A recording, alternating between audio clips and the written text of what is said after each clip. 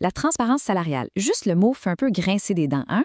Au Québec, c'est un sujet qui rend beaucoup de leaders, disons, un peu nerveux. On a peur des comparaisons, des questions qui dérangent, de perdre le contrôle finalement.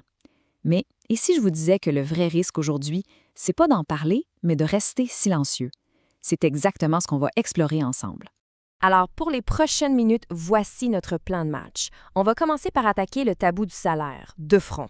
Ensuite, on va clarifier la différence entre transparence et équité. C'est super important. On va aussi voir les signaux qui devraient allumer des lumières rouges dans votre organisation.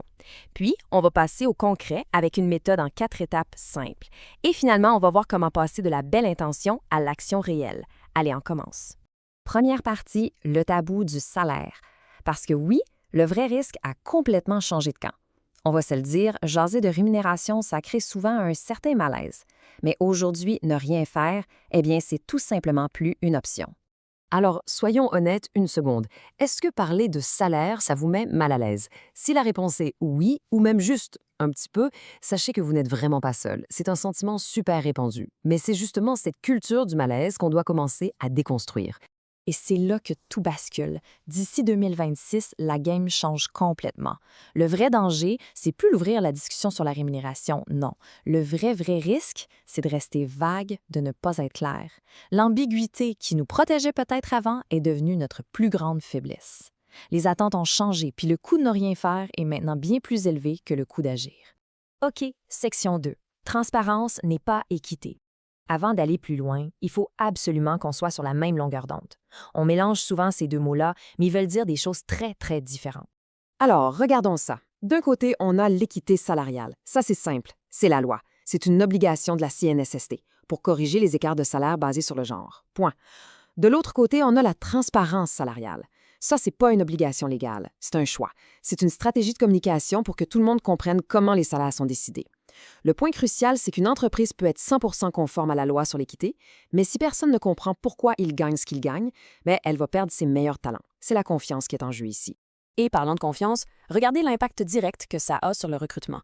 Le chiffre ici est assez fou. Selon Indeed Canada, 73% des candidats, donc presque 3 personnes sur 4, sont plus susceptibles de postuler à une offre si la fourchette salariale est claire dès le départ. Pensez-y, c'est un avantage énorme sur la compétition qui, elle, reste dans le feu. Et ça nous amène à cette phrase de notre président Donald Fleming qui résume tout.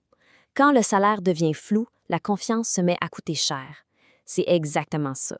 Le manque de clarté, ce n'est pas gratuit. Ça se paie en méfiance, en démotivation, puis en poste qui reste ouvert bien trop longtemps. Bon, troisième partie, les signaux qui ne trompent pas. La question, c'est est-ce que votre organisation est concernée? On va faire un petit auto-diagnostic rapide. Voyez si certains des points qui suivent vous disent quelque chose. Premier signal, vos gestionnaires n'expliquent pas tous les salaires de la même façon. Deuxième, vos promotions génèrent plus de questions que d'enthousiasme. Troisième, les employés comprennent bien leur performance, mais n'ont aucune idée de comment ça affecte leur paye. Quatrième, le recrutement s'éternise parce que la discussion sur le salaire arrive beaucoup trop tard dans le processus.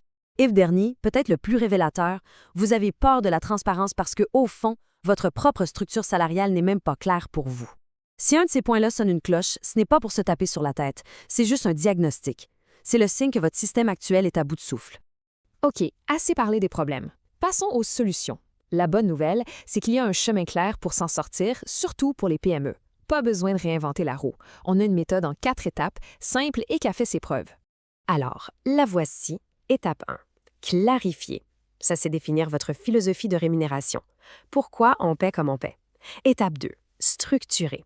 Là, on crée des échelles salariales qui sont simples et logiques. Étape 3. Comparer. On analyse les écarts actuels et on identifie les risques. Et finalement, étape 4. Communiquer.